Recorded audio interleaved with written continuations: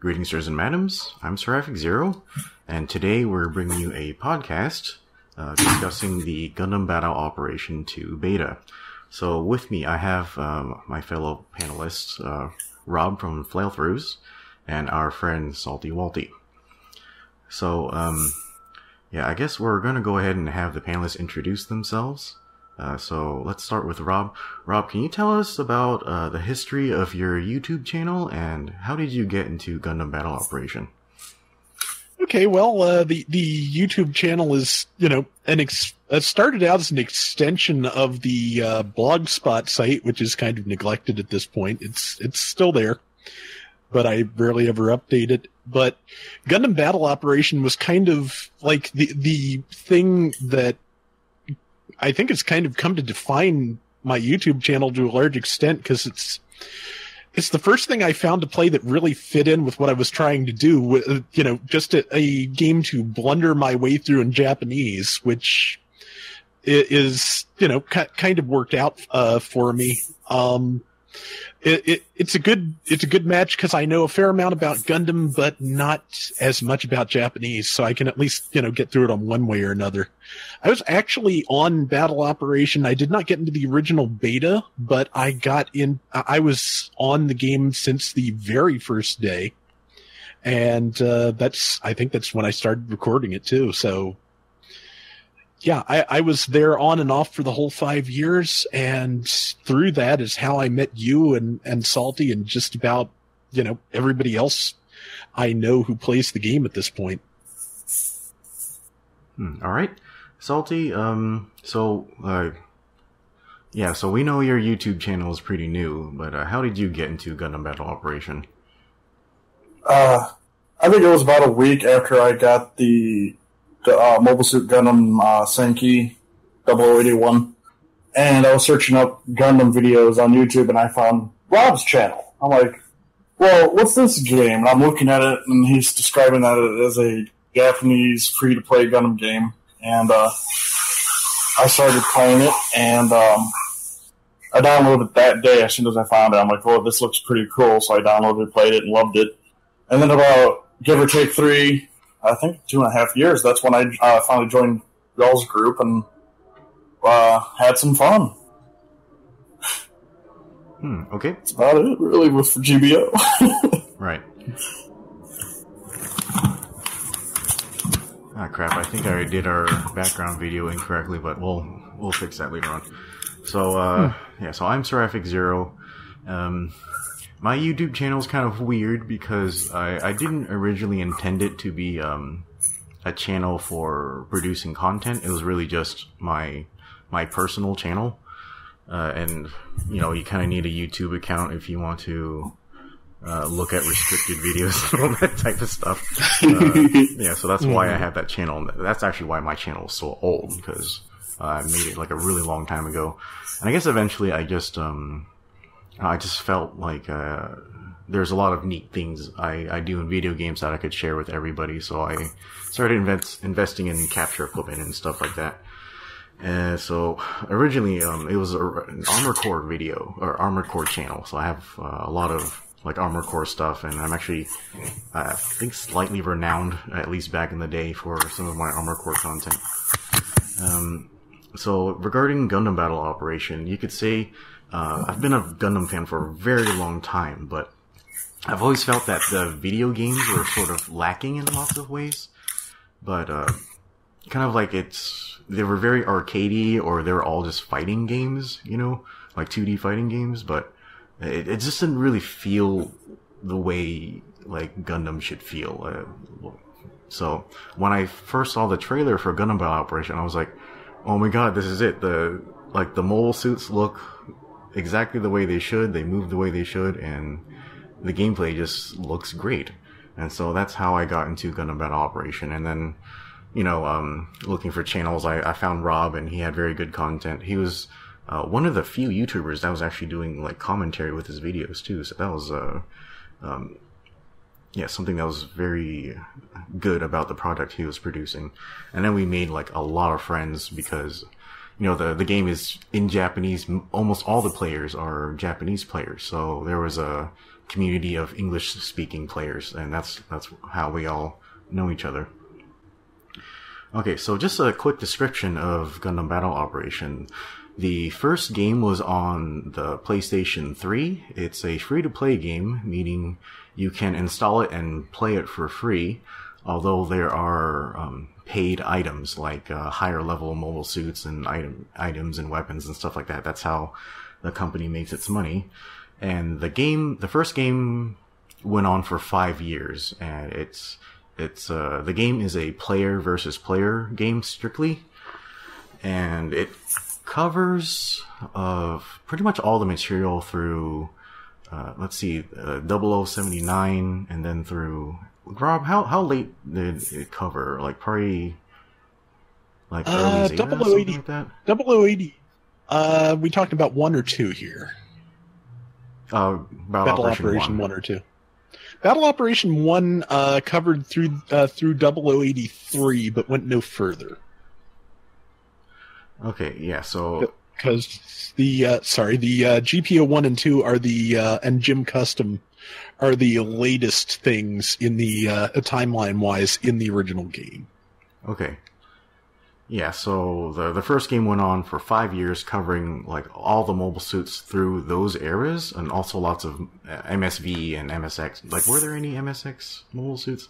Maybe a bit. I want to say, yeah. The Peasant Doge is one of them. Oh, okay.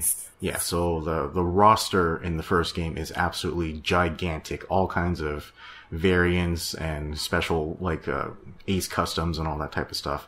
There's a lot of mobile suits, and they're all balanced, and they all feel different, and it's just fantastic the way they handled it.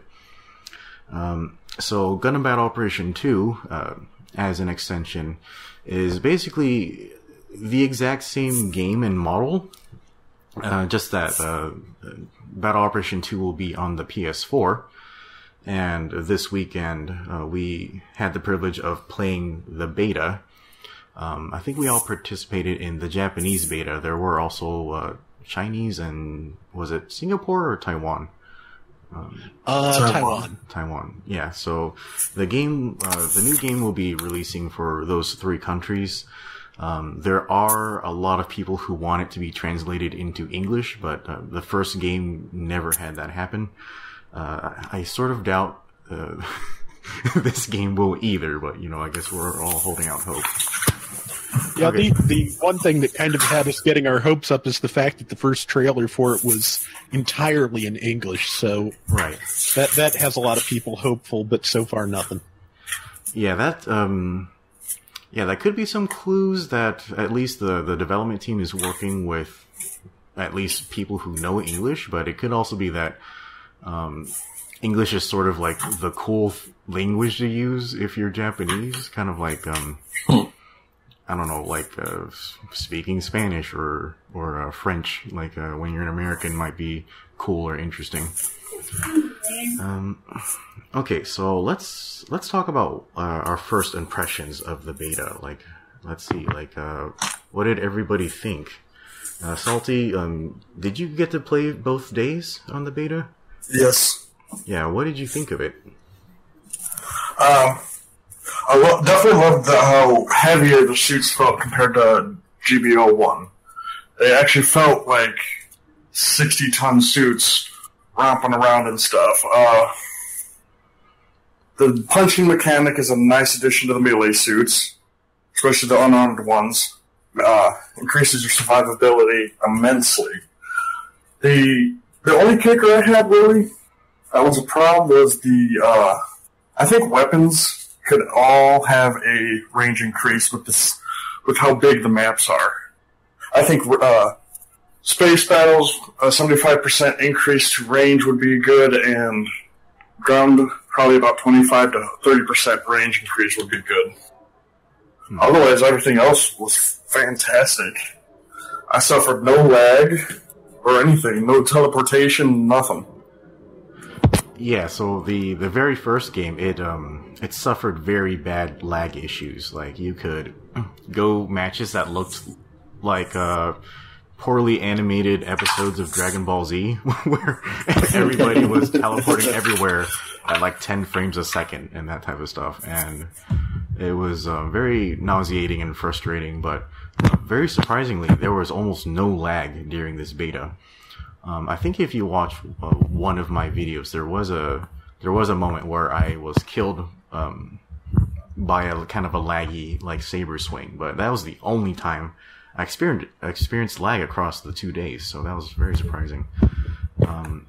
So Rob, real quick, did you have any first impressions of the beta? Just your thoughts on that?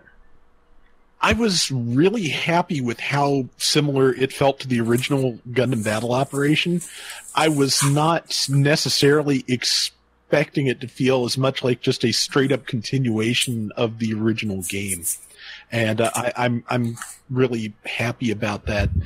I agree with Salty that the weapons range increase could be useful, especially in space. The other thing... The space battles are pretty good so far, but the other change I'd like to see is I would like to see a little bit more vertical play in your aiming ability, especially when scoped in, where it's even more limited than just looking around normally. Because that is really restrictive in space, and I was in a couple of situations where people were just too far above or below me for me to actually get a shot on them. Other than that, I think in terms of gameplay, it feels really good. I agree with the lack of lag. It's just really impressive because there got to be a point where in the original battle operation where I just kind of gave up on playing melee type mobile suits after a while because I just knew I was going to get grabbed out of midair and tackled because the lag was not favorable for me.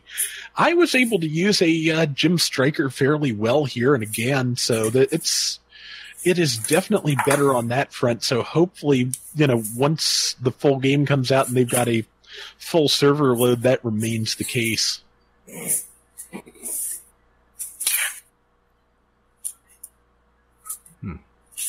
Rob, are you still there? Yeah, can you hear me? Yeah, it kind of sounded like you just cut off mid-sentence or something, but I can hear you now. Okay. Yeah.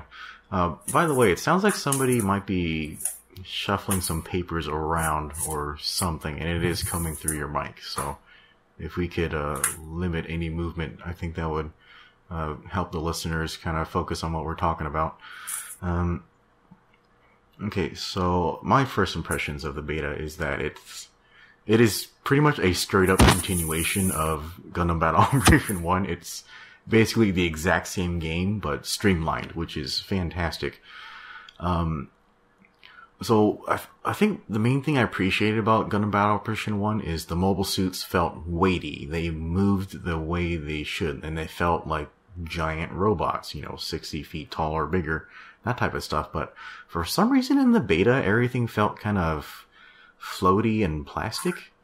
And I think that might have been because there were some audio issues plaguing the beta. Like, there were some sound effects that were not coming out when they should. Like, when it comes to, like, mobile suit movement or weapon sound effects and stuff like that. And so, sound design is actually very important when it comes to, like, showing weight and the strength of impacts and stuff like that. So, because of the audio issues and the desync of the audio, everything just kind of felt floaty. But I'm sure something like that should be fixed when the main game comes out. So that was a problem I did notice. Let's see, the graphics, I would say the game looks exactly the same pretty much as the old game, but I do like how the frame rate seems to be a lot better. Everything's just really smooth.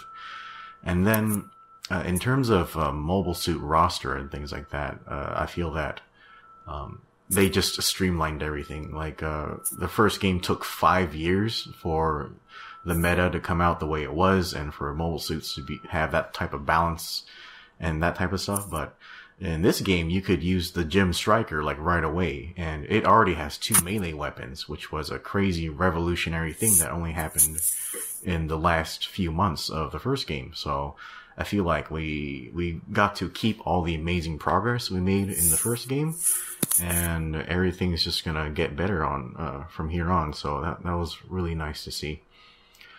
So yeah, that was my first impressions of the beta. So I guess from here we can go into more specific topics that any of the panelists wanted to discuss. Did anybody have anything urgent you wanted to talk about? I think the one thing that is worth mentioning to people who have followed Gundam Battle Operation 1 is that unlike Battle Operation 1, which had an energy system which limited the number of times you could play in a given period, Battle Operation 2 has removed that.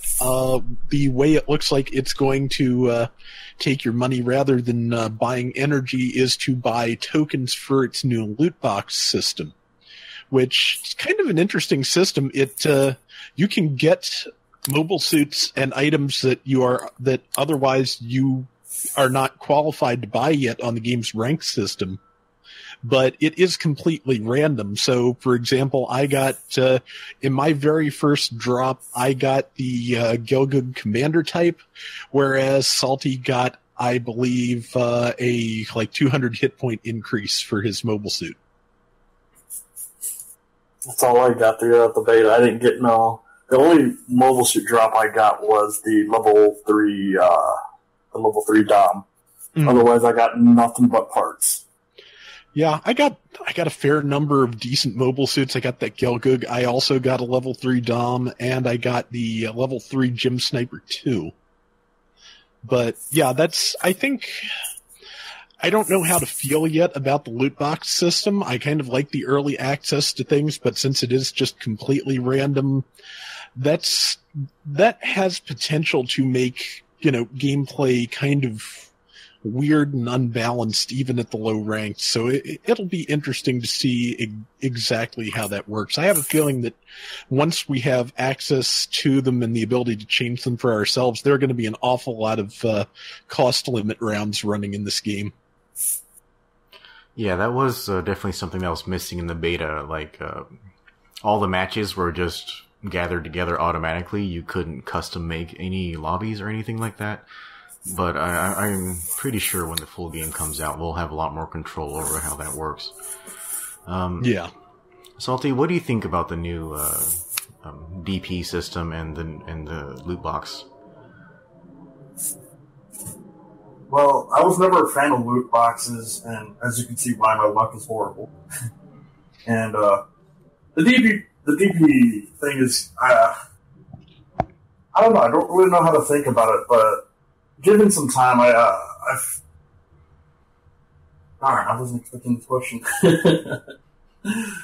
I don't know. It just depends on how they deal with certain things. Like if they don't add cost runes, this I'm not going to like the loot box because you're going to have players that have extremely good luck right off the bat getting all the best suits, and then if there's no cost runes, it's gonna be really bad for everybody else. Something that is worth mentioning is that the development point system is still an improvement over the original game, where you were completely subject to random drops with everything you got. And it seems like in this, once you hit the appropriate rank, you should have access to every possible mobile suit that you can get at that rank. So it's. I don't know how the loot boxes are going to complicate things, but just on the basic setup, I'd say that the DP system is probably an improvement over the original. Yeah, I really agree with that, Rob. In the first game, basically all your mobile suits, your weapons, and your custom parts were developed out of a blueprint system, which was basically randomized progress. And it didn't even complete in one drop. Usually, you would just get 20% of your gym striker or something. Mm. And then, maybe if you play enough matches, you'll get enough random drops to complete your gym striker. And then you could use your in-game currency to purchase that mobile suit. Yeah, so I agree. The way the new store works is a lot better.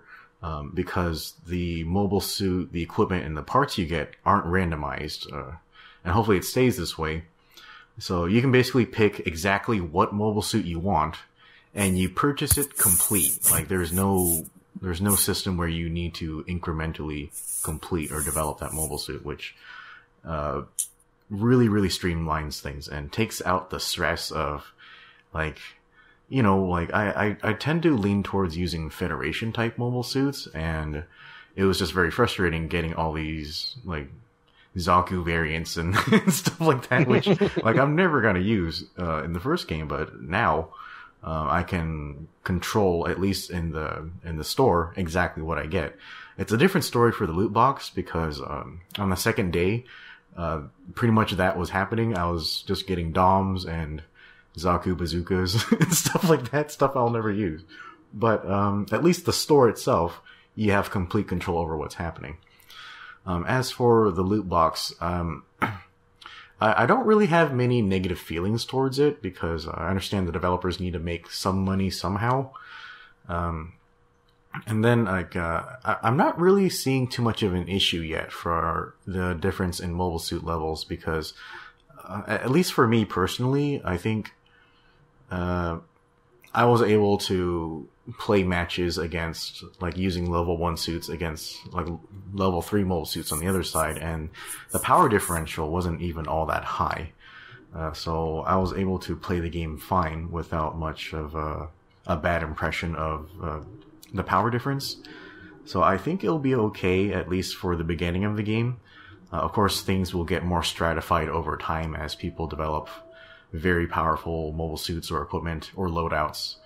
And then from there, you're going to need to start looking at balance issues and stuff like that. But hopefully the rank restriction will have at least some effect on the loot box, or else, you know, you're going to have like a completely new player on his first day drop like a level 6 Phasalis or something, and he's just dropping nukes on the map, and that's going to get ugly. I know things definitely got ugly sometimes in the practice modes for new players because some people just had they just ran out in like GPO 1s and stuff, and just everybody was very unhappy with that. But yeah, I think the new system is a lot better. It's more stress-free, and I'm glad it works a lot better.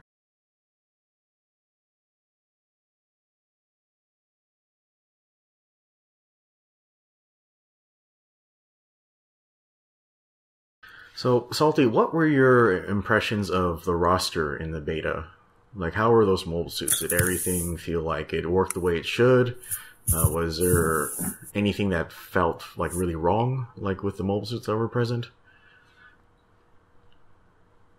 The Dom is much better in this one than it is in the old one. You don't get hockey pucked across the map anymore or getting pushed around.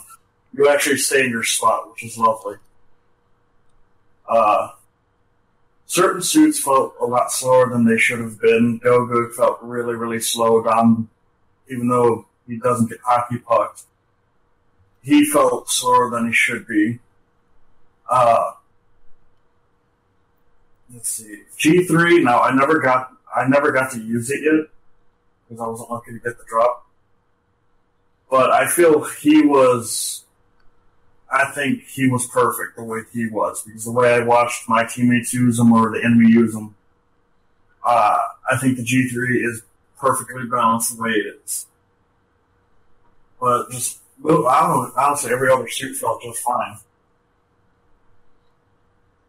Okay. Rob, did you have any thoughts on the roster? What I played felt pretty good. Just trying to think if there's anything that really stands out to me as being particularly wrong. I think that Goku could have moved a little faster. That would have been nice. But I never got close enough to things to notice that you don't get pushed around with the Dom anymore, because I was used to getting pushed around to the Dom, so I tried to keep my distance. I'm just trying to think, and it's not working. But no, I think generally the mobile suits felt pretty good. would like to see maybe a slight increase in movement speed for space, because the slower mobile suits in space feel very, very sluggish, and that could use just a little bit of an increase, because that is a big map. Yeah, that's definitely something I noticed as well. So in the beta, it feels like, let's say these are mid-tier to low-tier mobile suits. It felt that the speed has been reduced a little bit, at least from where Gundam Battle Operation 1 left off.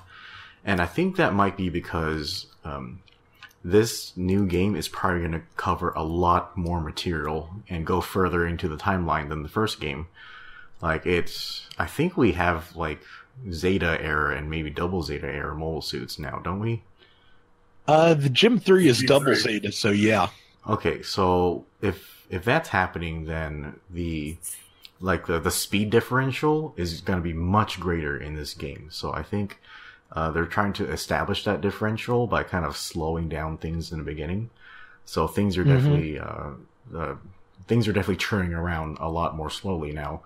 And then also, so I think that's going to allow for, as new mobile suits from more technologically advanced eras are being released, that will allow them to behave like they're moving a lot faster than what we have currently. So I think that's the reason for that. Yeah, so from what I saw, I think they're doing lots of good things with a lot of the mobile suits in the roster. Like, for instance, lots of mobile suits have sub-weapons that they only had in, like, special variants and stuff like that. Like, for instance, the Zaku 1 Sniper, it had a Sturmfaust, which was limited to the commander type in the previous game. So it just has that now, like, as default. Like, the Ground Gundam has 2 Saber Swings, whereas before it just had 1. And then also, like, Zaku's and Gelgoog's have sub-weapons, like, things like machine guns and grenades and stuff, which is very helpful, because in the first game, there were a lot of mobile suits that only had 2 weapons. Like, a bunch of different Gelgoogs only had a beam rifle and their beam naginata, and that just wasn't really sufficient, because that really limits the combo potential for the mobile suit, and the mobile suit doesn't really have any anti-infantry options, like, with that type of loadout. So I'm glad to see that the devs decided to give more utility to every mobile suit. It's very rare you're gonna find something that feels like it's complete trash and you never want to use. On that note, I will say that there's a recording I didn't keep. That's because I wanted to test the beam spray gun on the Jim Kai. And that's because, Rob, the other week, or maybe it was like a month ago or something, you posted some gameplay footage from Missing Link, and you're using a mobile suit with a beam spray gun in there. And in that game, this beam spray guns were fucking badass. You know, they had this crazy rate of fire, and they damaged the shit out of stuff, which is that's really fun, you know? But in Gundam Battle Operation, the beam spray guns, they do piddly damage, and they have a horrible rate of fire. So, since this is the new game, I think, didn't Missing Link have the same development team as Gundam Battle Operation? I know they at least use the same mobile suit models. Yeah, I don't know if they were developed by the same team or not, but yeah, the difference between the beam spray guns is night and day. The beam spray gun is still terrible in Gundam Battle Operation 2, but I think that might have been, like, the only, like, terrible, useless weapon I ever encountered, like, during the beta. I think they could probably fix it if they do what they've done with machine guns, which is that, of course, in the original Gundam Battle Operation, machine guns could not stun at all. Only bazookas and fully charged beam rifles generally could. But enough sustained fire with a machine gun will now stun someone. If they were to do that to the beam spray gun as well, I think it would make a big improvement. Yeah, it's possible they actually did implement something like that, but I may have just played so horribly I never got that kind of effect. So we'll just leave that out. to see if anything changed with the beam spray guns at all. There was a Oh, go ahead, Salty. Well, I did a match with the Jim Kai, and I didn't use the beam spray gun, but I did use the double barrel beam spray gun. Okay.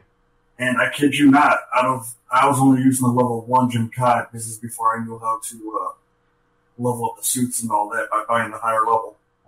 I got top score of my team because the beautiful burst damage that machine the gun would do, the do type fire effect it would have. And I'm hoping this is one of those guns that multiple suits can use, like the standard Jim, because I don't see why not. Even the Jim Command I think would be a good suit with a double barrel beam spray gun. Hands. Okay. Speaking of, did anyone try the Jim Command's beam gun? Because I never got a chance to give that a shot. No, I was staring at it really hard, and I was gonna put it on my, my Jim Sniper too, because that mobile suit can use a shitload of different weapons. In the first game, I've actually seen. I don't remember his PSN tag, but there's this one guy, and he would always run out in like a level 8 Jim Sniper 2, and he would just have that beam gun equipped. He wasn't using a sniper rifle of any kind. And he would just run around the whole match, and everybody would ignore him because it looked like he was unthreatening, but he would come out top place every single time because everybody was ignoring him. It was a very unorthodox strategy, but he was really on top of what he was doing, so that was impressive. So hopefully that weapon is just as good in this game as well. Okay, let's see. So here's a big thing that changed, like in the new game. So a big thing that people were asking for in the first battle operation was that they wanted space maps to be included, and that is now one of the main features of the new game. So what were your guys' thoughts on the new space map? I liked it. I think it's larger than I think the controls and the range of the weapons and all of that are actually set up for at the moment. I feel like the game was generally tuned for ground battles, which makes sense since it follows on from a game that did ground battles for 5 years. But I like it. I like the fact that there are now they have the ball to take the place of the various, ground vehicles you could get a hold of in the game. And they actually have a vehicle that your mobile suit can get into, the Scure mobile assault platform. I only got to use it once and never got a shot off, but I'm kind of glad it's there. Yeah, I never used a Scure, but I tried to shoot one down once. I was in the Gym 3, and I was trying to use the large missiles on it, but it turns out the large missiles on that mobile suit are so slow, they can't even hit a Scure. And so, that was a very negative experience. But yeah, I took a huge beam blast to the face, and yeah, that was the end of that. Salty, what are your impressions of space combat in the beta? I have to agree with Rob's earlier statement about suits moving quicker in space. Yeah. Salty, you sound like you're kind of far away from your mic. Do you think maybe you could bring it a bit closer to while you're speaking? Does this sound better? It's a little better. I'm off. That sucks because I have to do this through phone.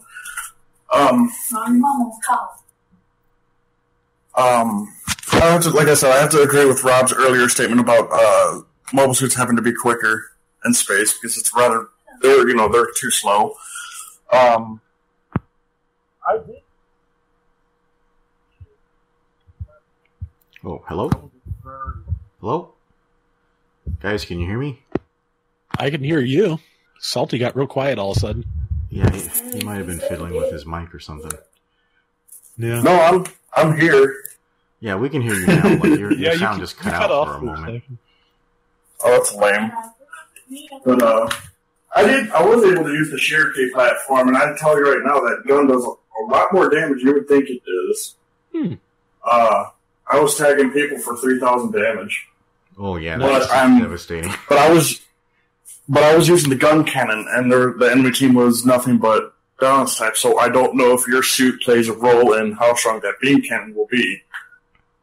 Oh yeah, so there's that's definitely something that needs to be tested. Yeah, when it comes out.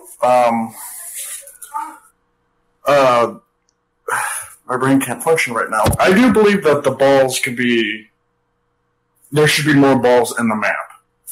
Only one at each point, I don't think that's enough. I think each point should have at least 2 balls there. I mean, I found so many times that my suit would get destroyed, and I was so far out away from a point, it was, I was spending a good 2 minutes flying to a point. So I think if adding balls randomly throughout the map would be a huge help for miscellaneous pilots up in space. Yeah, that was actually something that I was actively avoiding doing because I didn't even want to bother with the pilot controls during the beta. I didn't want to risk it, because we only had a limited amount of time to play the game.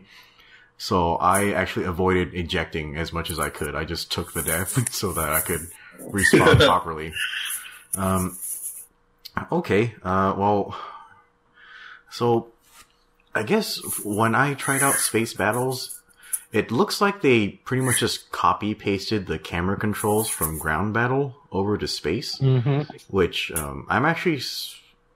so one result of that is that all the mobile suits are in the same orientation. Like, they're all upright in the same direction, which is actually something I really appreciate. It really simplifies space controls, which is good. Like, you want to keep things simple so that people can focus on having fun instead of focusing on the complexity, But a problem that also arrived on top of that is that there is a limited camera angle when you're in space. Like, you can't aim up or down past a certain range. And so that is just wrong. That there should be limitations like that when you're aiming in space. So it actually made space combat a lot more challenging than it should have been. And I think that's definitely something that needs to be fixed. Otherwise, I might actually just avoid space combat altogether, which is actually something that I did when I was playing, like, what was that game called? Gundam versus Zeta Gundam? Like, I would only play on maps with gravity, or if they're space maps on like with gravity. Nothing free floating in that game, because that was actually just pretty horrific. The space controls in that one were always kind of difficult. Yeah, the only other Gundam game I'd say that had good space controls was Encounters in Space on the PS2. It has a very similar control scheme to Gundam Battle Operation, where you use the shoulder buttons on the same side to control your Z-axis, like up and down. But on top of moving up and down, it also rotated you in the up and down, which actually made the game very disorienting in some ways. But GBO doesn't really have that issue because everybody's locked on the same axis. Something else to note about Space Battle is that in a lot of Gundam games, I find that space is too dim, and it just the lighting is bad. You can't see anything that's happening because everything is all dark, and then I guess the quote-unquote skybox just looks really plain and uninteresting. But in the beta, you didn't really have that problem in the space map at all. Like, the lighting was really good, everything was bright, you could pretty much see all the details on your mobile suit. And they actually kind of structured the map really nicely, because there's lots of, like, debris, and you could see distant objects, like, I think that you could see the Earth and the Moon and the Sun, and the stars were laid out in a very believable way. And so I just appreciated all the good lighting in there, because, typically when I'm, uploading videos to my YouTube channel, I have to take, like, thumbnails, like screenshots for thumbnails and stuff like that. But if I'm on a dark map, like, your thumbnail's gonna be shit, like, no matter what.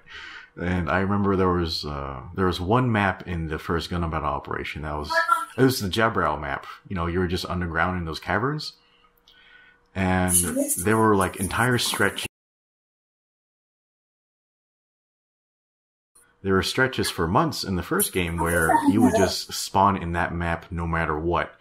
And so it was just really hard to get views whenever we played matches in that map. So I'm really glad they paid more attention to the lighting and stuff. So that's something I liked a lot about Space Battle.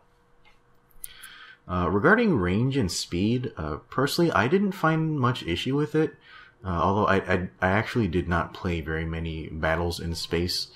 When I was in space, I was just using support mobile suits, and they already have super long range and stuff.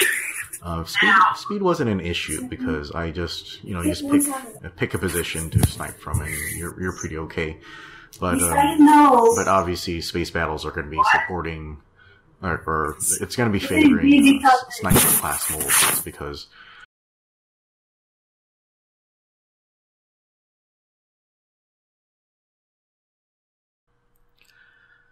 Okay, Rob, Salty, did any of you have anything, any other topics you want to bring up for discussion? Not that I can think of. I think we hit pretty much every nail on the head, honestly. Yeah, I think we covered everything we saw in the beta pretty well. Yeah, I think we've done pretty well describing everything we saw. Okay. Yeah, so Tell them to hold on. Let me ask you guys, are there any improvements that you saw over the first game, or actually, are there any changes that you found were actually negative compared to the first game? Why are you so stubborn? Let me think about that a second.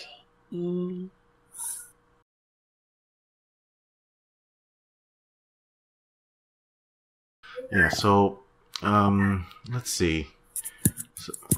So if I'm gonna discuss what I found, I think the greatest change that I enjoyed the most was actually the new weapon switch style for the controls. So in Gundam Battle Operation, you can only use one weapon at a time, and it makes the game feel very, like you have to be very, like purposeful when you're choosing what weapon you're using. And it actually makes, it actually requires a lot of skill to combo with your mobile suit. So, in the previous game, you would press a button to cycle through your weapons, and that could be challenging because some mobile suits could have 5 or 6 weapons, so picking the right weapon could be very challenging. In the first game, you could hold, the weapon switch button and use triangle or X to go up or down in the weapon cycle.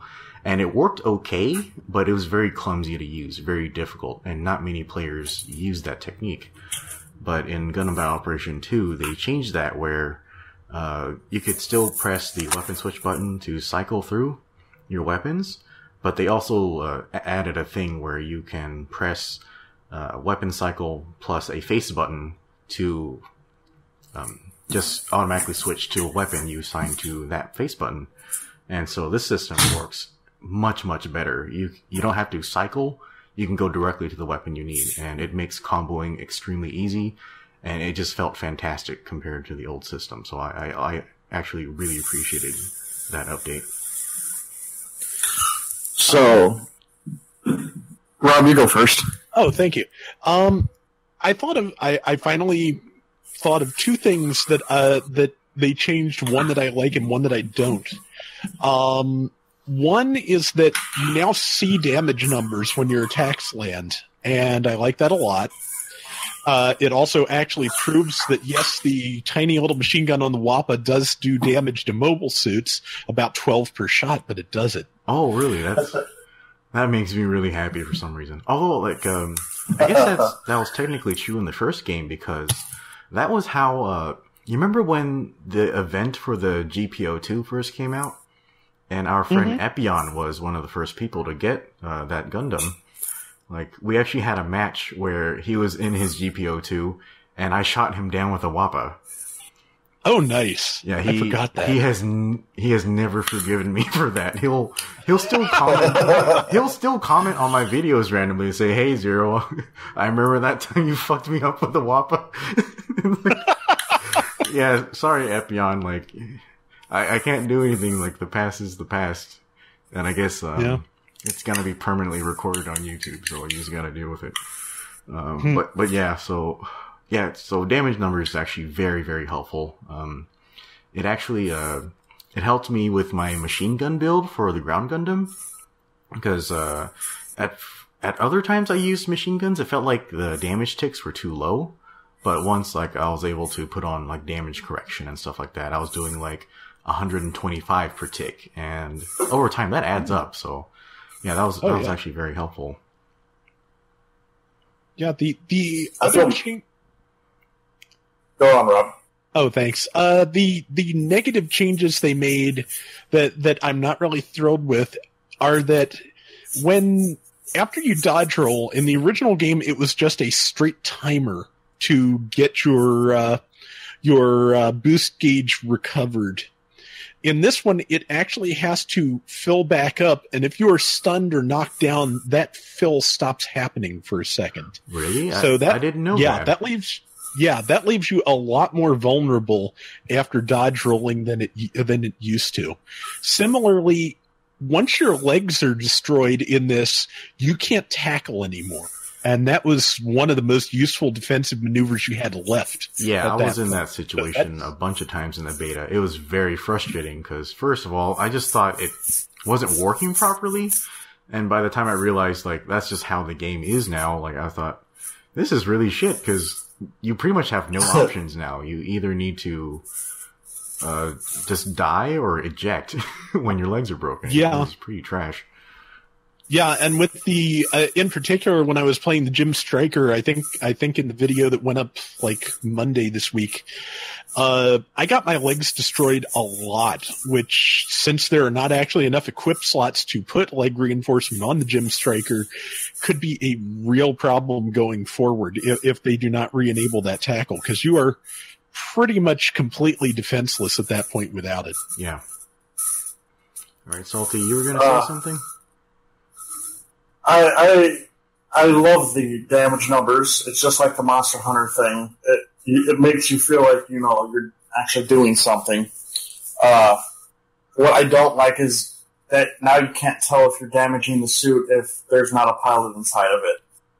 That's a big negative, and I hope they fix that. And the only other negative I can think about is that I feel machine guns shoot too slow. Like, it's just the mobile suit just slowly firing it semi-automatic with a, you know, pulling the trigger back each time. I feel like machine guns could shoot a lot more quicker. Yeah, I hope they buff that. Yeah, that was the same issue occurred in the first Gundam Battle Operation. I felt like the rate of fire in machine guns was basically in slow motion. I'm sort of basing this on the rate of fire that I saw for the machine guns in 8th MS Team and then 0083. The machine guns probably should fire about twice as fast as they do now in order to be accurate to that animation. Let's see. So something that I noticed that was really different from the first game was that in the first game, if you wanted to like basically stun lock a mobile suit, you couldn't just like fire all of your like stunning attacks on him like at first opportunity. You actually had to wait for the first stun to end and then hit him right after that. But in this game, it seems like the stun state seems to stack. Like I could like hit a guy with a bazooka, run in and do all of my melee swings, roll away, and then hit him with my bazooka again. I could basically, if you're outnumbered and you get stunned, you're basically dead. So that was very strange to find in the beta. Technically, it's more realistic because that's what should happen if a mobile suit gets hit and it's outnumbered. but it also makes the game kind of unfun if you just kind of get stuck in that and you die horribly, you know? So either they need to go back to the previous system where there's sort of a state where you can't get stunned after being stunned first, or if they're going to go forward with this new system, which I'm okay with because it's realistic, but if they're going to go forward with it, they need to allow you to cancel out of stuns by doing a dodge roll or by using your tackle, because that would also be realistic. Like, you know, if your mobile suit gets knocked around, you should be able to use your thrusters to, you know, correct for your balance and stuff like that.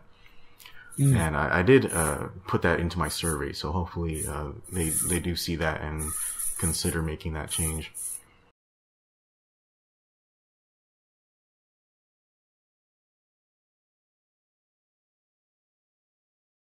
Okay, so let me ask you guys now, are there any hopes for like different mobile suits you want to see in the roster for the new game? I honestly would not mind seeing more prototypes, like the prototype Dom or the prototype. It didn't really have a name. It was just called the MS-8. It didn't really have a name. It was the MS-8 high mobility type. I wouldn't mind seeing that, or more variations on the Federation side for like ace suits. Not ace suits, but commander types. Like the pre-production Jim had the double beam saber backpack and toted the Gundam beam rifle. I would love to see that in the game, where, you know, more pre-production type suits with the higher stats and stuff like that. Okay. Rob, did you have anything you would like to see in the new game? I'd really like to see some more things from around Zeta Gundam. There's a lot of designs in there I really like, and I would like to see, you know, how they handle in this. I mean, are you referring to the Garibaldi beta? I would like to see the Garibaldi beta, the Gundam Mark II, and I would like to see how they would make the Zeta Gundam work. I get the feeling if that could transform, that would end up being, maybe the transforming part at least might end up being a space-only thing, just for the amount of, you know, ground you would be able to cover with it. But, you know, I kind of suspect we're going to end up with transforming mobile suits in this eventually, just because... Yeah, there were already transforming mobile suits in the first game. Like, we had transforming tank types. Yeah, and considering we now have some controls for vertical movement, it does. I think it would be a little bit easier to get some of the flyers going in this. So I'd like to see that. Yeah, I personally have a lot of concerns about transforming mobile suits, because across all the Gundam games I've played, transforming mobile suits have always had very awkward and horrible controls. And then the main problem with them is that they use the same targeting system as when they're in mobile suit mode. And so, you know, when you're moving that fast, you actually need very fast firing weapons, or weapons that have very high round velocity. And typically in Gundam games, they just copy paste the same mobile suit controls, so it doesn't work properly. So hopefully the developers are cognizant of that if they're going to include a very fast transforming type mobile suits. Yeah, I don't think we'll get the animation for the transformation. I think it's going to be a quick blackout and then come back in screen, like when you get on the weapon platform in space. Maybe the land battle gun tank. It actually had a very quick animation sequence, although it was just, you know, kind of shifting up and down with its torso. So I think they might be able to handle it. I wouldn't really call that a transformation. I would just say it's more going prone. Now, if they added the animation for the Hildolfer, that would have been a transformation. Right. Wait, Rob, were there any transforming mobile suits in the Missing Link game? If so, I have not gotten them yet. I'm still kind of going through that. Oh wait, there was the Zeta 2, and I'm pretty sure that you can transform that, at least in the space mission I played with it. Yeah, so that game basically used the same mobile suit models as the Battle Operation games. So I guess they already have the machinery for handling transformation, if that's true. Okay, so that's interesting. Salty, I don't know if this is you or not, but it sounds like you're sort of fiddling with your mic, and there's a lot of noise coming through because of that. So just try to keep still for us, okay? Okay, so in terms of mobile suits for me, well, this is not like a mobile suit thing, but I definitely wanted to see more mobile suits dual-wield weapons, because I guess I'm just sort of an edgelord like that way. I just love dual-wielding stuff. It's so fucking awesome. And we actually, well, in the first game, there were some double machine guns but it was pretty much exclusively for Xeon mobile suits because the devs have a horrible Xeon bias for some reason. So there were some tanks that could use machine guns and stuff like that. Yeah. But now we have the G3 Gundam and it's dual wielding bazookas, which is something I've been asking for forever. So it's really cool that they could, add that in.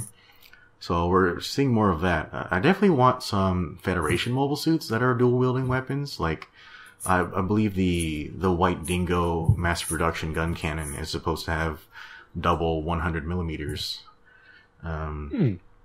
Yeah. Let's see. Yeah, so just maybe something that could dual wield different machine guns, maybe dual wield beam rifles and stuff. That might be pretty awesome. And maybe even mix wield things, because we know mobile suits can do that. I would love that. Yeah, like that one episode of 0083 when Ko was dual wielding. He had like his beam rifle and then the bullpup machine gun. And like, you know, you're not going to be able to target two suits at once, but if you could, you know, have both weapons fire in the same place you're aiming, I think that would be pretty damn awesome as well. Oh yeah. Yeah. That would be cool. Firing the machine gun as you're charging up the beam rifle. Yeah, that would be pretty awesome. Mm-hmm. Yeah. I guess in terms of mobile suits, I suppose the roster was so expansive in the first game, I don't really have too much I would want to ask for in that time range. But if we're going to cover new eras, then I guess I've always really liked the Gan Kai. I don't really know what the time frame for that thing is. I think it was I think the Arjarja is based on it, but that's either Zeta or Double Zeta. I'm not sure. So the Gan Kai... I'm pretty sure that's Double Zeta. Yeah. Yeah. So the Gan Kai has this giant beam sword, like Epion style. And that would be so fucking awesome. And I guess in terms of Zeta and Double Zeta era, I guess I really like the Gaplant because I use that mobile suit a lot in Gundam versus Zeta Gundam. And like again, this is also a dual wielding mobile suit because it has, you know, beam guns on either arm, and it dual wielded beam sabers like in that game. And you know, when I was using Gaplant, it was all like spin to win and that type of stuff. It was ridiculously cool in that game. And I guess give me the Stark Jagan. Right, I would really love Jagans if they're gonna go across to. I think Jagans were in 93, like New Gundam era. Yeah, Shark's counterattack on forward. Yeah, I think it's weird that they use Jagans all the way into Victory, but I guess mobile suit development kind of will lag sometimes if there's no conflict going on. Yeah, so Jagans would be nice. They're probably gonna be like crazy high mobility and no armor. God, there's something else. Oh yeah, I have no idea if they would go for this, but I would fucking love it if they had the XS Gundam in the game. Yeah. The what Gundam? The Extraordinary Superior Gundam. Is that one with the AI Alice? Yes. Huh, that one. Alright. Yeah, so the XS would be gigantic, and it would probably cost something like 6,000 points or something. But it would be fucking amazing. It's even a transformable mobile suit, technically.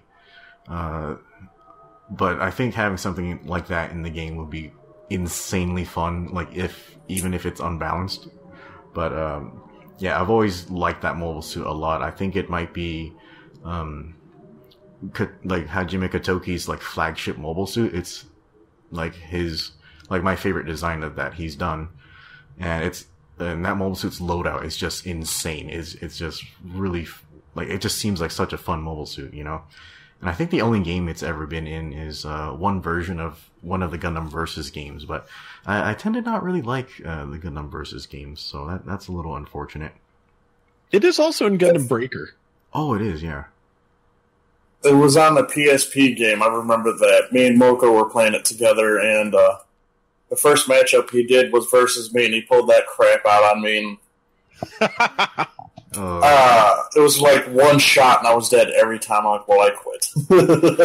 Yeah, like that Gundam has some serious firepower, and it's not even the most firepower that exists in its storyline either. So hopefully we don't have any deep strikers rolling around or anything like that. Like one concern I had about the roster was that if they're gonna go into Zeta and Double Zeta, that means that you have some potential for Kubeles in there. So funnel weapons in Battle Operation, what are your guys' thoughts on that? I think they would act like the Gundam vs. Zeta Gundam series. Yeah, probably. I think it would take some fairly careful balancing to make those work. I think they'd probably have to do relatively low damage since they are, you know, they're not a guaranteed hit, but they're going to be as close as you get in this game. Yeah. Like, I suppose there's a few different ways they could have the funnels work. Like, if they could just kind of float and act as remote guns, and they just fire where you're aiming. Or maybe if they that'd be cool. Yeah. I think that's my favorite way that funnels have worked in previous games. Alternatively, you could have them sort of track a target, although Battle Operation has no targeting system at all, so that probably wouldn't work properly. Maybe just have them go forward and concentrate their fire on one spot. But hopefully if they include funnels, it'll do the turret thing, because I think that would mesh the best with the current targeting system in this game, which is all manual aiming. Now that you mention it, we didn't talk about the new support system where you can go to a checkpoint and order an airstrike or support fire from your ship, and actually, you know, just having the funnels work as a basically personal mini like airstrike system, that might be something that could work.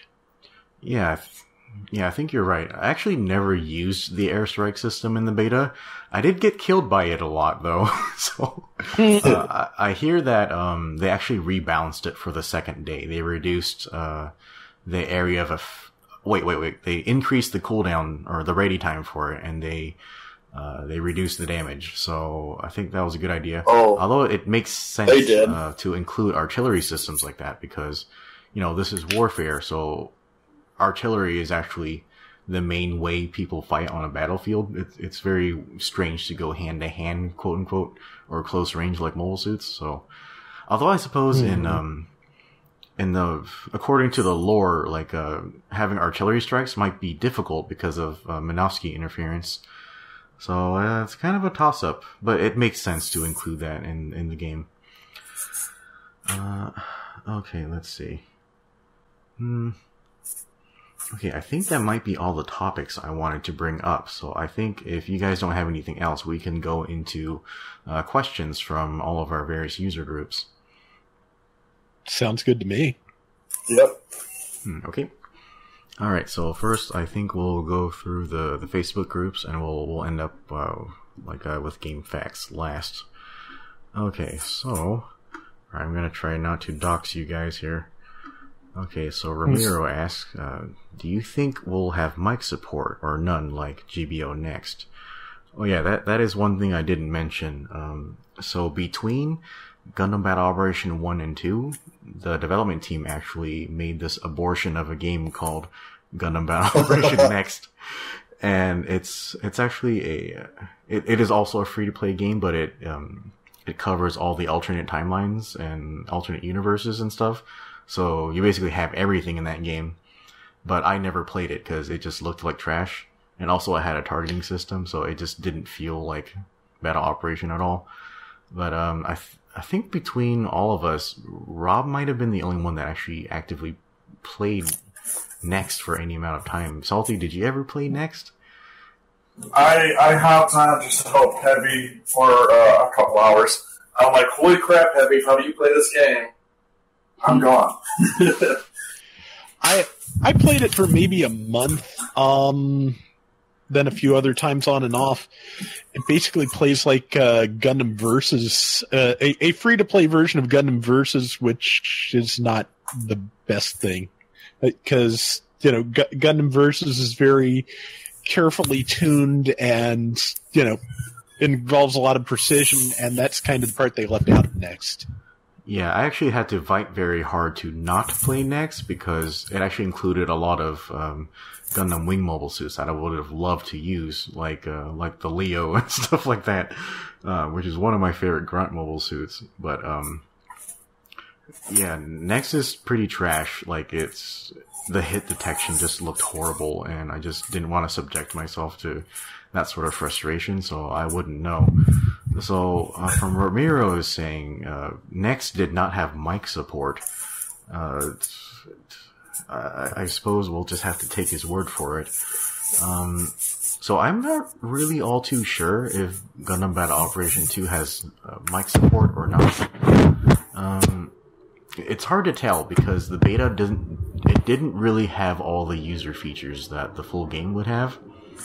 And you'll have to take this with a grain of salt, but I could swear that I don't have a screenshot of this, but when I was in the lobby waiting for a match, if you hold the L2 button, it brings up all the pre-written prompts that you could send out to your team. And I think there was some icon at the top that said, it was something like, it looked like a person with a red line crossing it out, sort of saying like, I don't have chat set up or something like that. But I can't really confirm if this proves or denies, having chat support for the new game. But I guess we'll have to see when the full game comes out. Yeah. Okay, so next question. Daryl is asking. Wow, I really need glasses. Okay, let's see if I can make this out if I squint hard enough. Okay, since there's no chance, quote unquote, that they'll let people record without using video capture card, I wonder if you can customize your pilot aesthetics in both space and for Earth, and for Earth battles. And I do hope you can go without your helmet on Earth battles. Yeah, that is something I completely forgot to talk about, which was the new hub that they have for Gundam Battle Operation 2. So in the first game, everything was just done by menus, which was very, honestly, it was a low budget thing, but it made everything very efficient. But I suppose the new game, they're trying to make things feel more video gamey. So there's now a hub where I guess you talk to, I don't even know what this character is supposed to be like, but she's sort of like an idol mascot type character. So she's there on the map. There's this lady who's dressed like a hooker, and she controls the shop. Like seriously, guys, like that looks like a bad case of gonorrhea right there. But so she controls the shop, and then there's another lady, a glasses lady who actually you talk to sortie. I'll say my impression of the hub town is that it looks disgusting and horrible, and they shouldn't have wasted time and resources developing it. I would have been happier had they just kept with menus. So hopefully when the full game comes out, they'll have that all better. And then something that's strange about that is that when you go to the one lady to, start your matches, you have like every player in the lobby just crowded around this one lady. It looks really stupid. So that's really strange. Oh yeah, and then also the character models for your player, for your pilot, they look really gross, and I was I guess all the character models are quite offensive to look at least for the player models. So that was very unfortunate. Yeah, what did you guys think of the hub area?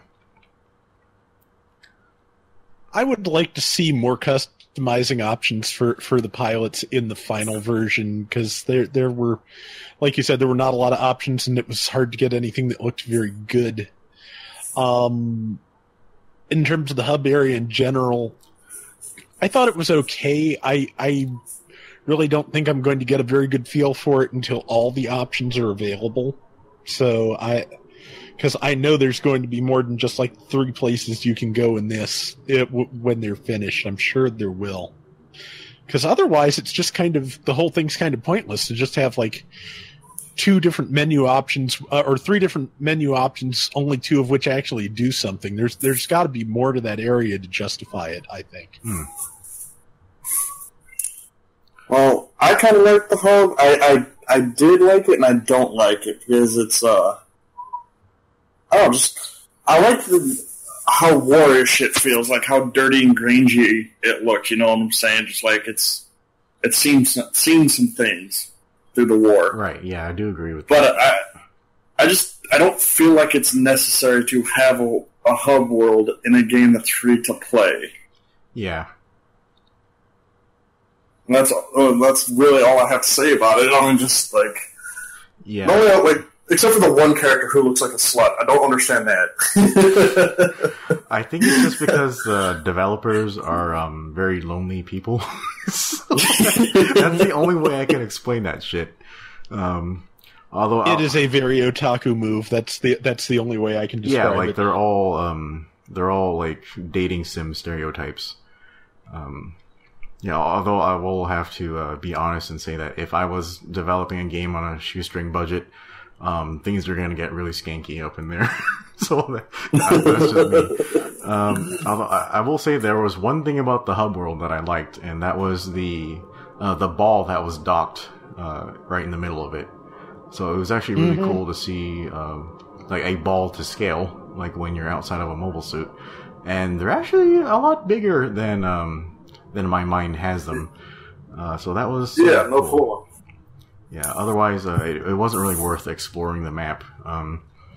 I guess exploring the map just made me feel more offended by how bad it looked, because they actually repeated a lot of character models, like just everywhere. So hopefully that receives either a lot of work before the full game comes out, or it gets chopped.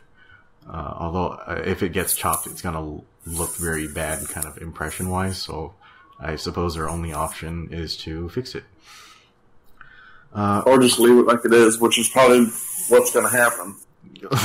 Yeah. Yeah. Okay, so on to Daryl's actual question. Yeah, I think it would be cool if, I guess in atmospheric maps that your pilot could go without their helmet. Although, from what was available, like the character models were so ugly, I think it would be better if she kept her helmet on. That's just me. But I think the game is definitely setting up to have a lot of customizable options for your pilot, because if you looked behind the hooker lady, there were racks of pilot gear and equipment. So I'm pretty sure they're gonna expand the shop to have customizable options for your pilot. You know, get a different normal suit, or like upgrade your machine gun or your bazooka maybe. So that might be a thing. But there's no way to tell for right now. But I guess if the character models looked pretty, I wouldn't mind like all that type of stuff. But as for right now, I could do without it. Yeah, like what do you guys think? Now that you mention it, I'm thinking that we're probably going to have to endure cosmetic upgrades in those loot boxes too, getting in the way of the mobile suits we actually want. Oh God, like the same way there are emblems coming in like for our drops and stuff. I was like, oh, I just got a 3-star emblem instead of the event mobile suit. That is fantastic. Yeah. The only thing I'm really hoping for outfit wise is that leather jacket you've seen in the first trailer, because I want my pilot to have that because that looks sexy. Yeah, I don't mind the idea of customizing items. Like I said, I think they're going to be in the loot boxes, which is going to be a thing. But it just I don't mind the idea of being able to customize my pilot, and it could be interesting. Okay. All right, let's go find another question. Okay, here's in a different thread. Vincent asks, any idea on when is the actual release? So, Rob, do you know, they just announced that they were going to drop support for GBO Next. Do you know when that date was? Well, they're going to drop support for the PS3 version of GBO Next. Oh, just the one version? Yeah, just the PS3 version. As far as I know, the PS4 version is going on at least for a while. The only real insight I have into when this might happen, when the final version might come out, is that both the previous Gundam Battle Operations, to my knowledge, beta tested in April and released in June. So just based on that, if I was going to make a guess, I would probably say June 22nd, the same day as New Gundam Breaker. Wow, they're really going to release on the same day as Gundam Breaker? That's just my guess. Considering there's a trailer for New Gundam Breaker like right in the hub area. Yeah. I kind of think it's a possibility. Not a foregone conclusion, but I think it's a possibility. Yeah. It sounds like you're opening packaging tape or something like that. It's causing some noise on the stream. Anyway, but yeah, I saw the same thing, Rob. So I don't know. I guess the devs they're kind of cheeky. They like to advertise for the other games and stuff like that. But yeah, so I agree that traditionally they like to release their games at the end of June. Although if that actually dovetails with the release of Gundam Breaker, I think that might be a bad idea. But I don't know. I guess my bet is also for the end of June, but we can't really say until they announce. Yeah. I would laugh if we got an update within like a week or so after they go through the what did we have to sign up the other day? Fill out the other day? Monday? What was it? Survey? That survey? Yeah, it would be fun if we got it like in a week or two, the full game. I would laugh. Yeah, like they did absolutely nothing and just released it as it was. Oh, your opinions? Yeah, that's in the trash. Don't worry about it. Here's the full game. Oh. Yeah, and then, like, if they actually released it at the same time as New Gundam Breaker, that would be very challenging for folks who cover Gundam games, like, on their channels, because, I don't know, 2 games at once, that's a lot of work. Yeah. Yeah, a very, very high time commitment, so that could be challenging. Yeah, that breaks down basically to probably one for during the week and one for the weekend, I think, is how I would have to handle that. Okay, let's look at the next question. Gary is asking, what's your guys' favorite mobile suit in the beta? I would say mine wound up being the Zuda, just because it's It's fragile, yes, but it's relatively fast, and with that anti-ship rifle, it actually probably makes as good a support unit as any of the support-type mobile suits. Possibly even a little bit better in space, because the anti-ship rifle has a slightly better range than the gun cannon's deep sniper rifle. Okay. I'd say mine was the Gundam ground type. The versatility in that suit was is crazy in the beta, especially now with it having a double beam saber sling. Yeah, like that suit is like crazy versatile. Like in the beta, for me it's kind of hard to say because I just used a bit of everything. I had a lot of really good matches in the Gym Striker. I actually have a really super amazing match I haven't posted yet, but I'll probably do that soon.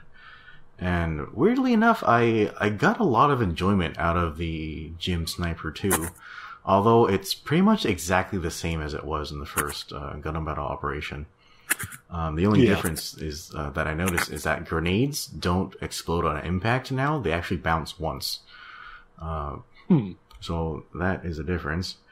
Yeah, so I don't know. I was just kind of fiddling around with everything like in the beta. Okay, let's look at the next question. Okay, here's our friend Alex. He says he has so many questions he could ask us about the beta since he didn't get to play. He says the main question is, how does it feel to be back behind a mecha? It is really nice to have something back that feels as much like Gundam Battle Operation 1 as this does. I was, after at the end of July, before they announced the sequel, I was fully expecting to never play that type of game again. Even when the sequel was announced, I was expecting it to be more radically different from the original than this is. So this is really very comfortable, and I'm really happy about that. Right. If I was any less of a man, I probably would have cried. But I tell you right now, I am going through withdrawals not playing the game again. Like how when the first one ended. Yeah, I know what you mean. Yeah, I'm pretty sure a few people on the Facebook group did cry. Like, they openly admitted they did cry. So, now, don't worry, Salty. There's nothing wrong with a man crying. Just, although, if he does cry out in the open, he'll be abandoned by society. So, don't do that.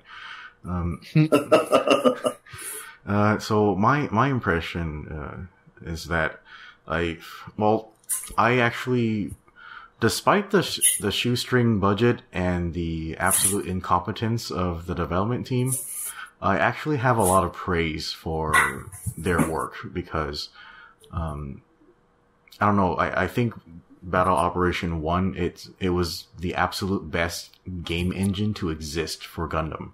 It is the absolute best Gundam game. It was just, just that the game was stuck in this free-to-play model, which made it challenging, and then also, the game's pretty much in Japanese, like the audience is very low for it, but the game engine is excellent, so I'm very happy to see that it's living on in this new game. So hopefully this game has a long life as well. Although I will say I felt a bit strange that it was pretty much the same game. I was hoping that there would be some newness or freshness to it, but I didn't really get that. But like when I was playing the beta, although. Like, I will have to admit that when I was playing the first game, I think there were times where it literally made me suicidal. Like, I just wanted to die. It was a very frustrating game to play. But I guess, frustration just comes out of wanting to do well. But, I think with the energy system abolished, I think that should improve, the experience for the new game a lot. So I can just play at any time of day that I want. I don't have to time my schedule so I can grind for event mobile suits and stuff like that.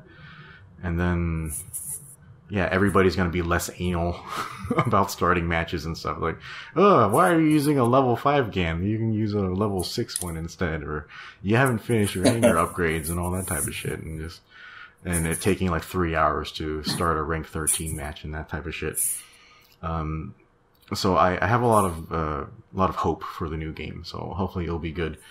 I'm not confident that I'll be able to have the same time commitment as I did the previous game, because I guess I'm an old man with responsibilities and shit now. But I actually make more money now, so I might actually be able to throw some money at the developers, because I basically played the entire first game without spending money for like 5 years. So I think now that I have the income to support them, I might, be able to use a bit of that. So yeah, that's how it feels to be back in the game for me. I still have about 700 yen left from what you gifted me back when the first game was closing, and I'm pretty sure I know where that's going once 2 is up and around. Yeah, I have a little bit left over also, and I think my intention will be I will drop $60 worth of yen on the game at launch, just to, like, symbolically, I'm buying your game, like, as a full price game. So I will at least do that for the devs this time around. Okay, did Alex ask anything else? Yeah, so he's getting all sentimental about, the team getting back together and all that type of shit.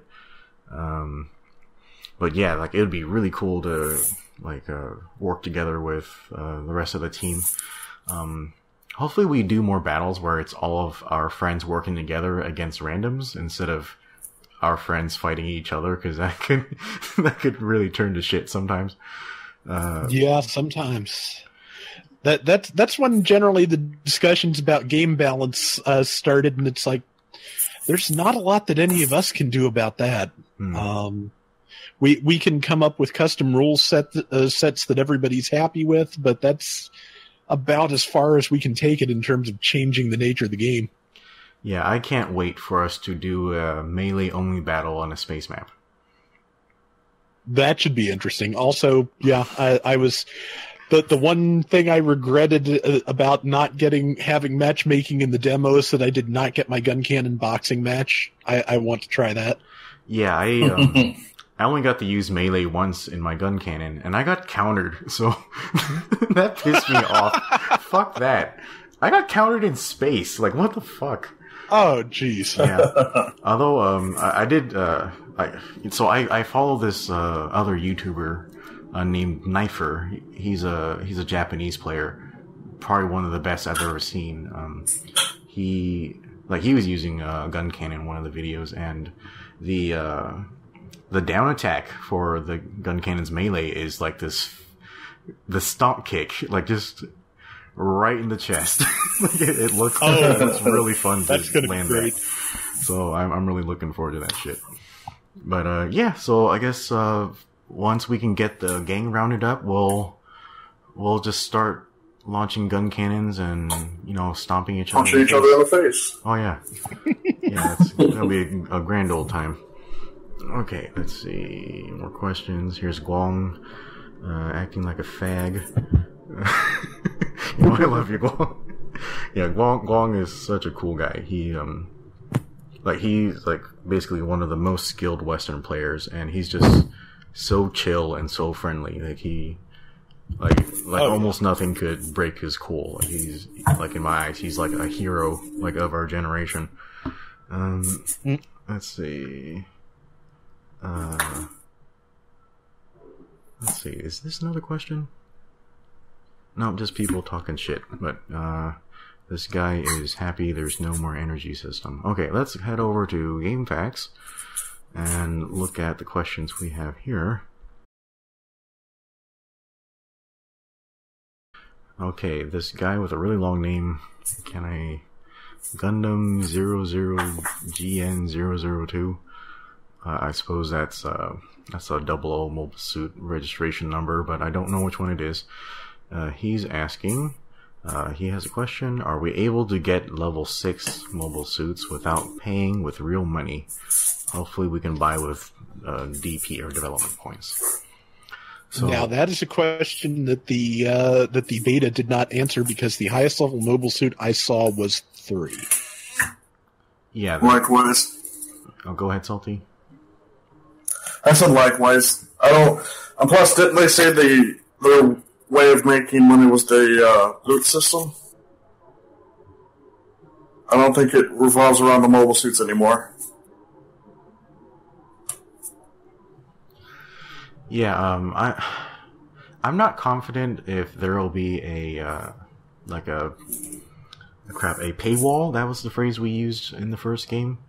There's really no indication of that yet. Although, for the first game, we didn't know there would be a paywall.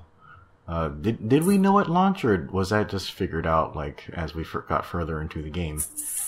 I'm pretty sure that the like terms of things were pretty well known at launch. That level like 4 mobile suits and level 5 mobile suits and level 4 equipment was all locked behind the real money barrier there.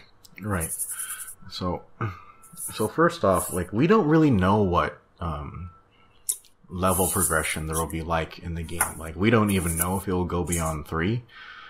In GBO1 it went as high as level 8 for mobile suits and I guess maybe some weapons and parts. So in the first game the paywall occurred at level 5 mobile suits, like Rob said. But in this game I suppose there's no evidence that there will be a paywall yet, so hopefully there is not one. Because if they're moving over to the loot box model, they wouldn't really need a paywall. So hopefully that does not come back in GBO2. Yeah. Let's see. Okay, so here PK Man actually answers the other guy's question. Which, yeah, thank you for doing that. Okay, and then the other guy responds, "Oh," although I guess he doesn't understand this is a forum. You don't need to respond in that way. Okay, so here's another question from Konoha. So Konoha asks, like, if you guys could explain how the gacha machine system works and how it differs from GBO1's random drop system, that would be cool. He didn't get to play the beta. Maybe also go into the improvements and the new and any new flaws from GBO1. Okay, so I think we actually discussed this earlier in the podcast. So in the first game, there was a blueprint system that basically at the end of every match, you would drop a certain number of blueprints, and each one had a random chance to develop a mobile suit or a weapon or a part or the horrible bronze chips, which would be converted into in-game currency and stuff like that. So, I guess the developers are still fond of RNG, so there's no blueprint system anymore. There's still in-game currency, and you just buy mobile suits in the store. Everything is locked by your in-game rank, which you rank up with experience as you play matches. So that's fairly similar to the first game, although you no longer have to develop things. Things are just done as soon as they're available. Yeah, and then the gacha system.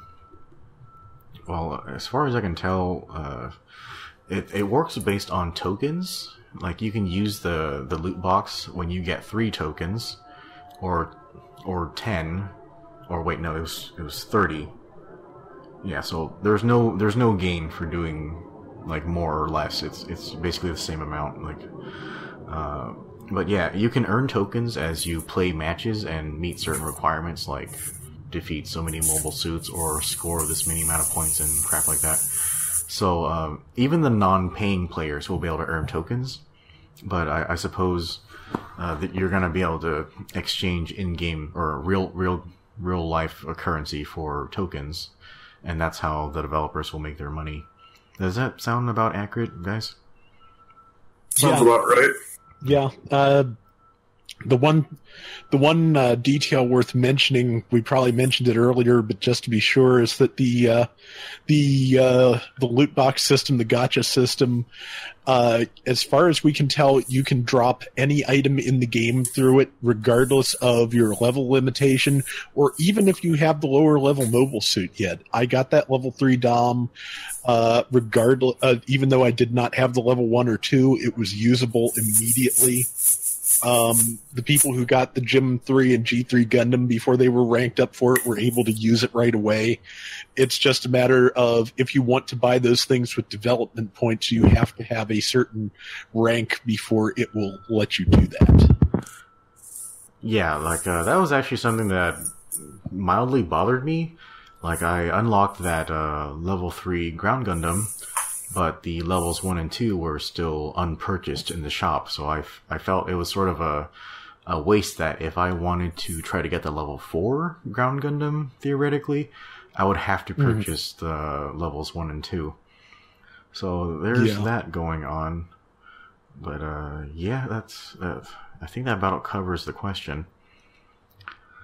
Okay, so next we have Aaron. He asks, well, he's asking, would you take a United Kingdom player like into the podcast? Unfortunately, the podcast was sort of arranged like really quickly, like off the cuff, so there wasn't much time to arrange things. But yeah, I tend to keep my conversations very minimal with fewer people. That way, there's more organization and less complex stuff going on. But yeah, I think we know Aaron on the Facebook group as well.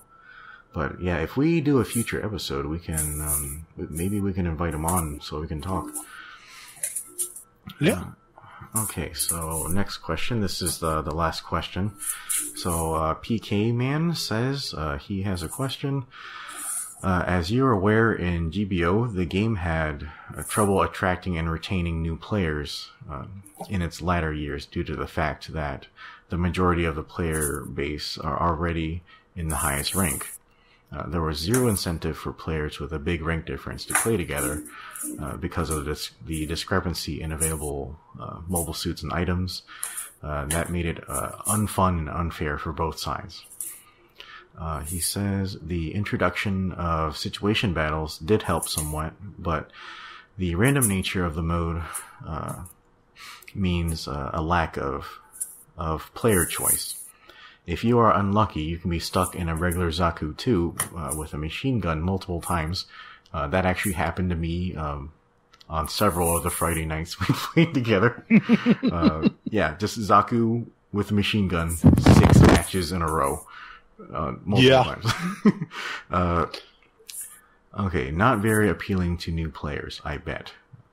Okay, what do you think the devs should do in GBO2 to maintain a thriving player base, ensuring the longevity and accessibility of the game? Well, So, I think yeah. I think the gacha system is a big part of what they're trying to do about that, because players who get the higher level mobile suits through that can use them right away. And I think that's a big way of trying to address the accessibility and the fact that it used to take a lot of time and a lot of grinding to get high quality mobile suits for new players.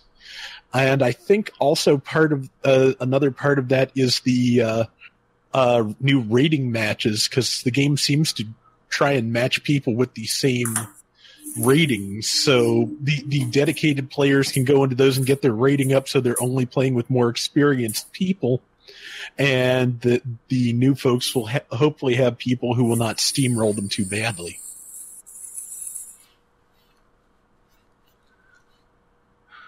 Okay, Salty, any thoughts? Actually, Rob kind of hit it right on the head with it. That's what I was going to say. I feel like people who are brand new to the game that didn't start out when the game, came out, are probably going to have like, hey, here's some free tokens. Go and do a couple of drops, to help these new players get some better stuff right off the bat. I think that's what they're going to try to do. Okay. Okay. So before I actually answer this question, I want to address PK Man directly. So I want to ask, what is such an intelligent and articulate person doing playing such a shitty video game? Yeah, so I'll just have to take a moment to actually give props to PK Man. So he's a regular on the GameFAQs board, especially on the previous game. And he actually does a lot of translation work. He's a very skilled player, and actually a lot of the understanding that I got from new mobile suits comes from his opinion on the board. So I just wanted to take some time and give him credit for all the stuff that he does for the community. He's actually doing a lot of translations for menus right now. So I guess if you guys want, just swing by the GameFAQs board for GBO2, and there are a few threads for translations already, and he's posted a few translations, and like I do have some screen caps that I took that I should probably send over to him soon. So there's that. Okay, in regards to your question, PK Man, well, it's kind of challenging. Like you said, the situation battles were a decent solution in the first game, although I think the developers kind of handled them weirdly. Sort of like the way they were set up in the previous game was that they were trying to recreate moments in actual Gundam shows and books and stuff like that, which was fine enough, but those situation battles ended up being not fun at all, because a lot of the suits there were just, plain old Zaku's and Jims and shit like that, and that was pretty horrific. On the other hand, there were other situation battles that were designed to be interesting and fun, like all the situation battles that had all melee mobile suits, or situation battles that had the entire Gundam lineage and stuff like that. So those situation battles with high tier, high class, fast moving, high firepower mobile suits, those situation battles were fantastic. They were amazingly fun. And I think if the devs were to focus on situation battles like that, it would work a lot better. Although the fact that they didn't kind of just goes to show that I don't think the devs really play their own game. The way they do balance and the way they do updates, it's sort of obvious that they either don't playtest their own game, or they're bad at playing their own game. And I guess this is already very obvious from what the community has seen of them doing demos of the game. And there have been rare occasions where the developers will get onto the game and play with the player base. And they were described as, the developers were described as being very potato at the game. So, with the exception of Toku-kun, he seemed to be, he was top tier. Yeah. Yeah, so that was going on. So, yeah, I think if they handled situation battle in the manner I described, I think that would be a very healthy way to get everyone to play together.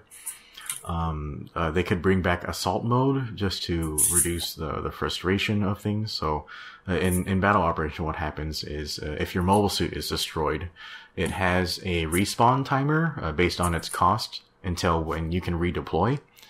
And so what, assault mode did was it always set your respawn time to, I think 3 seconds every time. So you can basically respawn right away whenever you got shot down, and that made for a very fast-paced and fun match. So if they could bring that mode back, I think that would be very advantageous. What else could they do?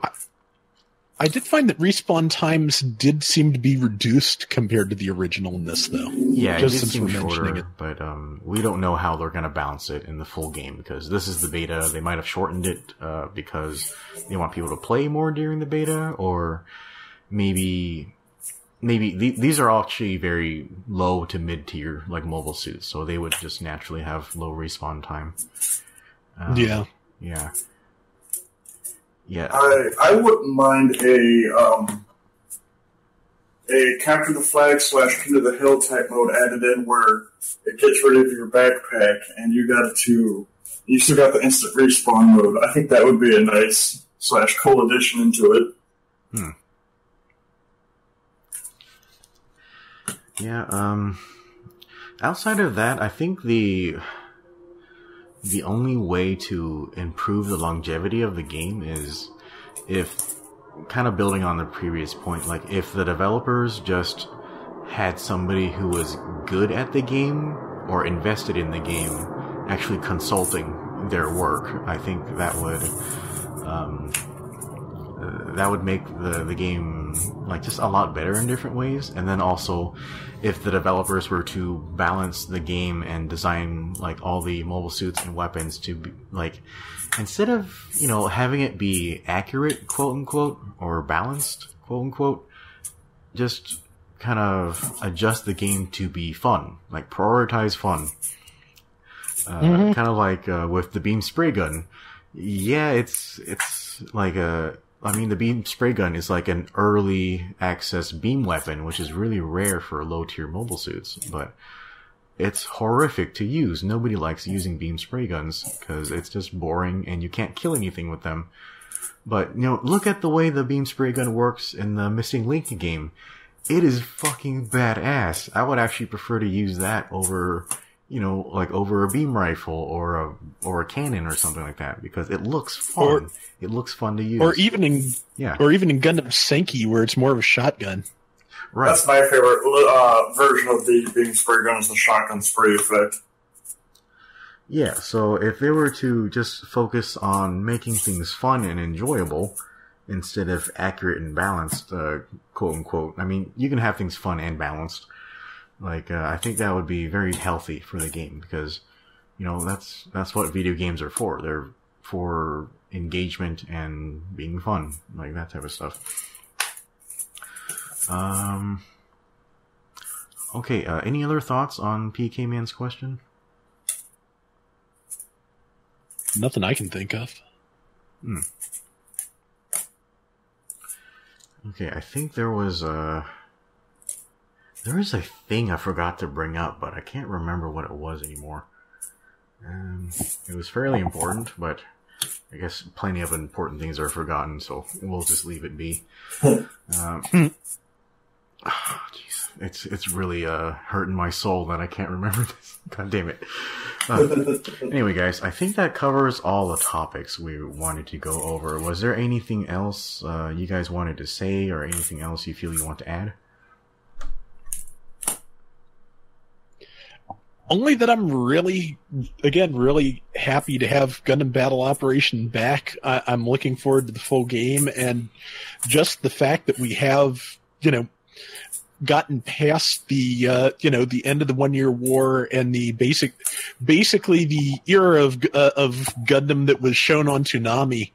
That really just kind of excites me, because there are so many possibilities for what they could add to this game. This could now easily run more than 5 years without even blinking. There's so many new mobile suit options and new equipment types and things that they could add to this. Yeah, weirdly enough, the survey that we took after the beta, it actually asked about which timelines and alternate universes we would like to see included. So, I kind of want the game to be clean and just be, you know, Universal Century, but they might even mix in other stuff. So that because it said it in the survey, but I don't know. There's no telling.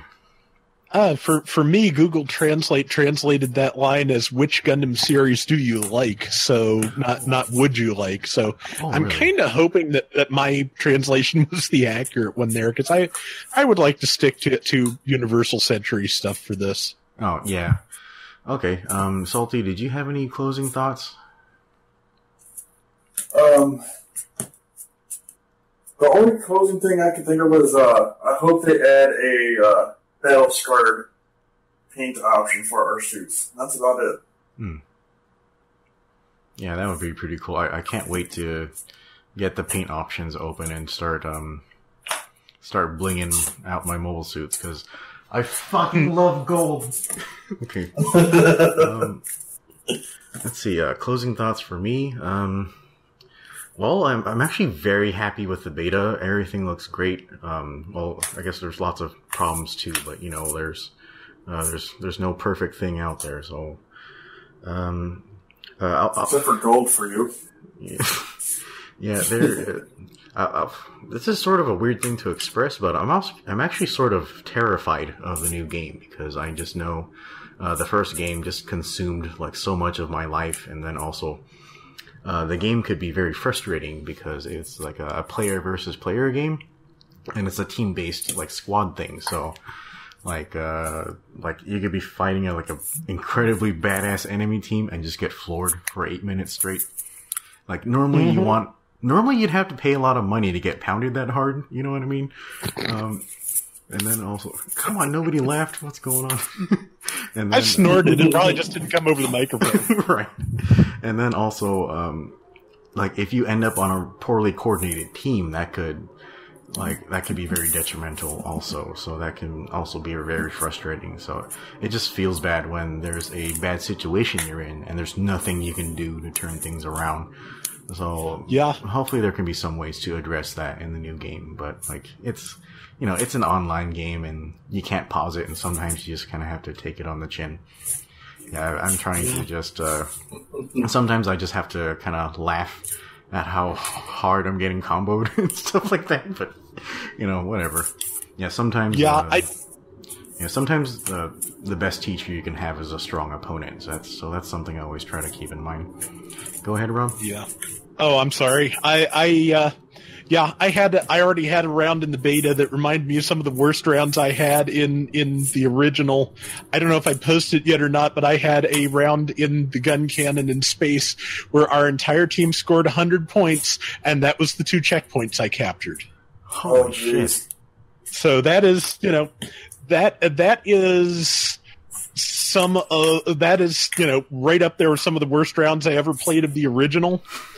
But the fact that it's not one of the 3 rounds I can play that day, and the fact that it's not impeding my progress towards another 16% of this rare mobile suit really did kind of take the edge off that frustration. And I'm really hoping that going forward, that not having those restrictions is going to make this the annoying parts of this a lot less annoying. Yeah, without the energy system, you can just play again and have a chance at redemption. That just makes the experience so much better. I will openly admit that I am not posting 100% of my beta footage because I did have some pretty bad matches like in there, and that's just the nature of online games.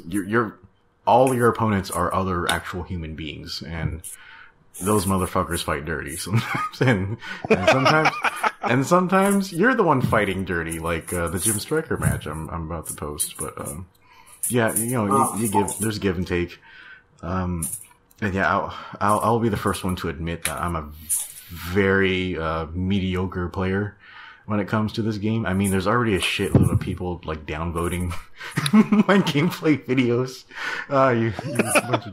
Like it's fine. Like it's fine if you're honest, but if you dislike my video, just I would appreciate some feedback. Like what did you dislike about the video, so I can try to make things better in the future. I have to say the worst match I've ever had in GBO was the one that Zero posted a couple months back, where my team just, oh my god, your team was nothing but supports, and we just got demolished. Was that the one called Shooting Friends in a Barrel? Yeah, I put my controller down at the end there. I just said, fuck it, I'm done. Yeah. I was expecting our team to just get demolished because, that's what happens when you pick all support, but I don't know, that round was fucked up, so I'm sorry that happened. But yeah, that was my last match for that night. Yeah, those are always the worst ones to end on. I hated that. Yeah. No, I still had energy. That was my first match of the night because, it was my first match of the night, and after that match, I'm like, well, the rest of my games for this night is going to be like that. I'm done playing. Sure enough, I rage quit. I don't blame you. Yeah, that's something I definitely want to avoid if we're going to get together with the old group on, Fridays or whatever day is most convenient for our present lives. Like, I want to try to avoid, like, having our friends fighting each other, because that can be seriously frustrating. So let's just focus on, Wait, would it be considered a hate crime if we have like a bunch of Westerners beating up on Japanese folks and stuff? Oh, wait, we'll cross that bridge when we get to it, okay? Oh god. Okay, so I think that pretty much is all of our closing thoughts. If there's there's more thoughts or something, we might do another video or discussion later on. So I guess before we close out, we should probably take a minute to just just shill our channels or the type of work we do, and just to see like where we can find the panelists. So, Rob, where can the listeners find you? Okay, well, you can find me on YouTube at Flailthroughs. I tend to focus on Gundam-related gaming videos because that has been what most folks have wanted to see from me the most. I'm hoping to get New Gundam Breaker at the time of release to start doing videos for that. To that end, I have set up a Patreon at patreon.com/flailthroughs to hopefully bankroll the game so that I can get it going on the channel as soon as possible. Yep, okay. Salty, where can we find you? You can find me on YouTube at Salty Walty, and honestly, that's about it. Okay, Salty, what kind of content do you have on your channel? Yeah, I'm just going to put my Basil Geese Hunt recording on the background while you're talking. Go ahead. I have a mixture of Monster Hunter, Crossouts, and Metal Gear Solid 5, Phantom Pain. I need to start posting more of that, honestly. It's a fun game. Okay. Yeah, so, well, I suppose the listeners will already be listening to this on my channel. I'm sure Rob will have a copy of the podcast on his channel as well. Salty, did you want a copy of it? You can save one, and you can email it to me later whenever I get my computer fixed. Yeah, I'm not too convinced an email attachment limit will hold the file, but we'll see. Yeah. Okay, well, and I'm. Oh, go ahead, Rob. And I may actually just leave this to your channel and direct people to it just so as to not divide up the attention and the traffic too much. I don't care. I'm not making any money off this. In fact, I'm probably gonna lose subscribers over this bullshit. Like, if people just hate my Gundam videos, oh my god, that's fine. Yeah, well, I've been Seraphic Zero. I don't know, my channel name is still the old name. I suppose I should change it in the near future. But, yeah, we're gonna be covering Gundam Battle Operation 2 on the channel. We still do lots of Monster Hunter World videos. I still need to pick up my Bayonetta Let's Play. That's been sort of neglected, recently. And I guess if they're never gonna release a new Armored Core game, I could just go back and cover the old ones and stuff like that. And I don't know, I just this is a really stupid way to say this, but I'm one of those people that's kind of good at everything, so I draw and I write and all that type of shit, but I don't know. Anyway, so I guess in the video description I'll have links to Rob's and Salty's YouTube channel, so you guys can go check them out. And if you guys want to stick around for future content on my channel, just subscribe and we'll have all that types of crap. So, alright guys, so we're gonna stop the podcast here. Rob, Salty, and I are gonna stay on the call, but I wanna thank you for being here for the podcast and listening, and hopefully the new game will be fantastic, just like the first game, and we can all enjoy it together. So, I guess that's it. You guys have a good evening, and we'll see you next time.